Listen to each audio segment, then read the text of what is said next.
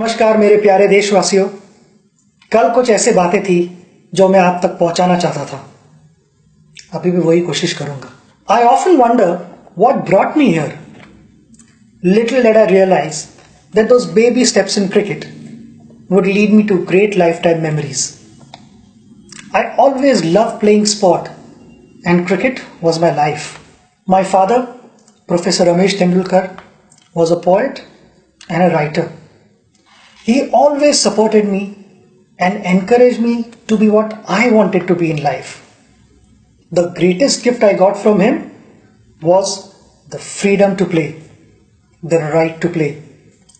And I would always be grateful to him for that. There are many pressing matters in our country which requires our attention. Economic growth, poverty, food security, healthcare, among many others. Being a sportsman, I'm going to talk on sports, health and fitness of India, for it has a telling impact on our economy. My vision is a healthy and fit India. जब स्वस्थ युवा तब देश में कुछ हुआ. India is set to emerge as the youngest average age nation in the world by 2020. So the assumption is ये young है तो fit है, but we are wrong. We are the diabetic capital of the world with over 75 million people being affected by this disease. And when it comes to obesity, we are sitting at number 3 spot in the world. The economic burden of these diseases will not allow our nation to progress. According to a UN report, the impact on the Indian economy of non-communicable diseases from year 2012 to 2030 will be 6.3 trillion US dollars. यानी Indian 4 crore रुपए. आपने सही सुना, 4 करोड़ रुपए. मगर ये number हम सब नीचे ला सकते हैं अगर हम सब ने यही कोशिश की कि हमारी सेहत ठीक रहे, सही तरह से एक्सरसाइज करें और कोई स्पोर्ट खेले, तो बहुत कुछ बदल सकता है. बट I feel उसके लिए we need a plan to help us become a sporting nation, to change our sedentary lifestyle, unhealthy mindset. हमारे फिटनेस के सेशंस लाइट हो रहे हैं और खाने के सेशंस थोड़े हैवी होते जा रहे हैं. हमें यह आदत बदलनी चाहिए. मुझे लगता है कि इस मोबाइल फोन के ज़माने में हम सब immobile होते जा रहे हैं. Many of us only discuss, but we don't play at all. We need to transform India from a sport-loving nation to a sport-playing nation. Make everyone more active and participative. Inculcate and develop a sporting culture in our country. The northeast of India, which has only 4% population of India, has a vibrant sporting culture. It has produced many sporting heroes, including our boxing icon, Mary Kom. Recently crowned champion weightlifter, Mirabai Chanu, Deepa Karmakar, Baichung Bhutia, Sarita Devi, Sanjita Chanu, and many more. Sport promotes social harmony. President Nelson Mandela's efforts to use the Rugby World Cup in South Africa's journey to become an inclusive state is legendary. Sport has a unique way of building a nation. It builds character for individuals, and character for individuals means character for India. From being a naughty child to chasing a dream to win the World Cup for India, I became more disciplined and more focused. I had a goal and I started planning for it. But the most important aspect was the execution of those plans. Not always did I succeed. There were occasions where I failed. But sports taught me to get back on my feet again and compete in the fairest possible manner. I fondly recall a few lines shared by my father many years ago. पराभव म्हणजे शेवट नाही. हरून घरात बसणं योग्य नाही.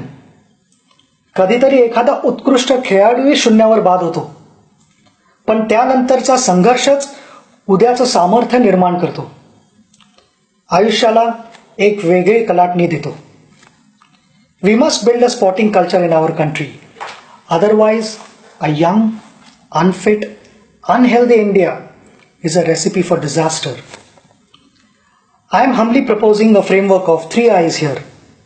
Invest, ensure, immortalize. Invest.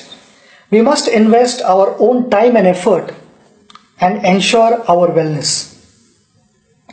Each one of us needs to start adopting an active sport and play it regularly. We have our honorable chairperson who loves this game of badminton, much like the famous poet and lyricist Gulzar Saab's love for tennis. Age is no bar, as we are a country where one of the oldest marathon runners is the 101-year-old E.P. Parmeswaran from Kochi, whom I met recently. Our citizens and school children should have access to more sports infrastructure. Open spaces and playgrounds should be retained. Along with smart cities, we should look at building smart sport cities. In this context, I appeal to the Honorable Minister for Corporate Affairs, Arun Jaitley ji, to kindly consider a percentage of CSR spends be made compulsory for the development of sports infrastructure. At a policy level, sport should be at par with any other subject in schools. Children representing school, district, state or country should get added marks or grades. This has been an area that I have been pursuing since the beginning of my tenure. I am grateful that it is indeed under serious consideration with the HRD and sports ministries working together on the same. जब घर में बेटी पैदा होती है तब हम कहते हैं लक्ष्मी घर आई है. उस लक्ष्मी को लक्ष्मी की तरह रखना हमारे हाथ में है. Daughters of India have shown what they are capable of with champions like Sindhu, Sakshi, Saina, Sania, Mithali, and the list goes on and on. When dreams don't discriminate, then why do we? I want to appreciate their parents, their family members, their coaches, their friends for helping them, for encouraging them, and that is the only reason they have reached here. My message to parents is to give equal support and encouragement to their daughters and sons, and they will make them proud. Before the Olympics or a major sporting event, our expectations go skyrocketing. I realize that things are changing for the good and that we have adopted a long-term approach on preparation. Along with early identification of talent, we must also have a dedicated squad guiding our athletes' preparations.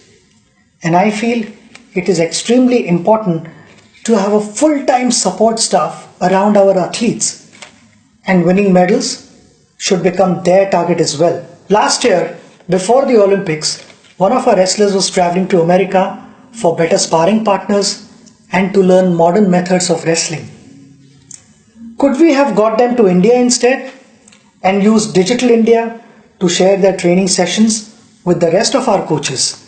And I'll back that up with my conversation with our badminton icon Pulela Gopichand, who said there is abundant badminton talent in India, but he was concerned about the coaching standards in our country. Persistence, preparation and practice will help us achieve our targets.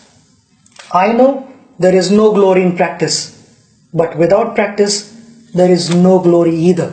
In short, financial security is often a challenge when any sports person decides to focus on sports alone as their career.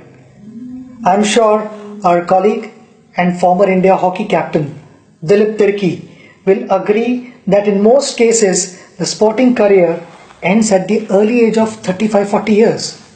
Ironically, it is an age when a professional's career usually takes off or is rather stable.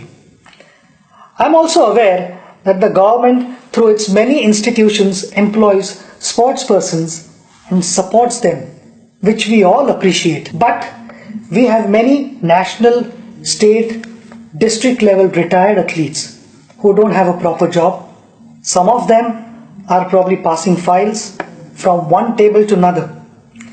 While ensuring their financial stability, we must also keep their minds engaged.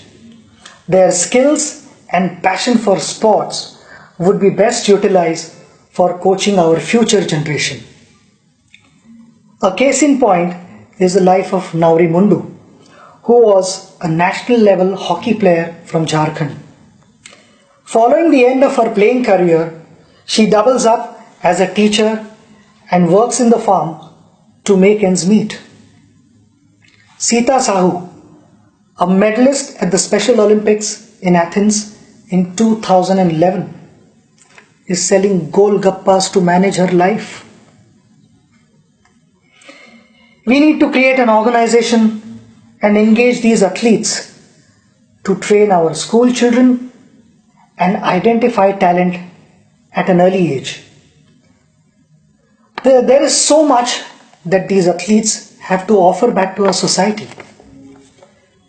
It is also imperative to have health insurance for all our national level athletes. The struggles faced by our hockey great Mohammad Shahid in his last days reiterates the need to prevent such unfortunate situations. The life of Shamsher Khan is another reminder of how we have failed our national heroes. The champion swimmer represented India in the 1956 Melbourne Summer Olympics. He finished 5th place, which continues to be the best Indian finish in the last 6 decades. He developed hearing and heart problems, and due to financial constraints, continued to live with these problems till his death. Our national heroes should be able to live a respectable life. Extending CGHS benefits to them is a step in that direction. I appeal to the Honorable Minister of Health and Family Welfare, JP Nadda ji, to kindly consider my request on this issue, which is in line with the recommendations put forth by the AICS. Gold, silver and bronze have appreciated in value over a period of time. However, sportspersons who won gold, silver and bronze medals for India, do we appreciate them enough? Achievements of champion sportspersons like Nawab of Pataudi, Prakash Padukone, Karna Malleshwari, Ajit Wadekar, PT Usha are not celebrated anymore. These champions, our heroes, didn't have the best of everything, but they made the best of everything.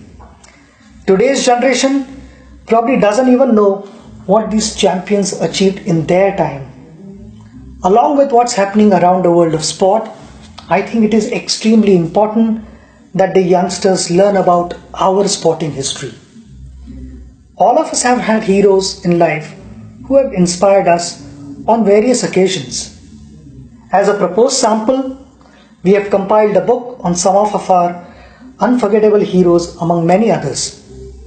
I sincerely feel the lives of these champions should be part of our curriculum. Sport has the power to change the world.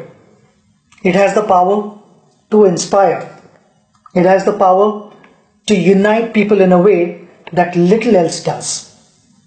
It speaks to youth in a language they understand. Sport can create hope where once there was only despair, said Nelson Mandela. In the year 2009, this August House passed the Right of Children to Free and Compulsory Education Bill. It is my humble suggestion that the Act be amended to include the right to play. Sports can be considered an essential and mandated part of the curriculum. Consequently, each child should get the right to play a sport at school. माता पिता जैसे आज तक अपने बच्चों को पूछते आए हैं कि क्या तुमने खाना खाया, क्या तुमने पढ़ाई की, मेरे लिए वो दिन सबसे बड़ा दिन होगा जब इन दोनों चीजों के साथ माता पिता अपने बच्चों को यह भी पूछेंगे कि आज तुम खेले या नहीं। I want to thank all of you for listening to me. Together, we can build a sporting culture in India and transform the way we live and play. Jai Hind.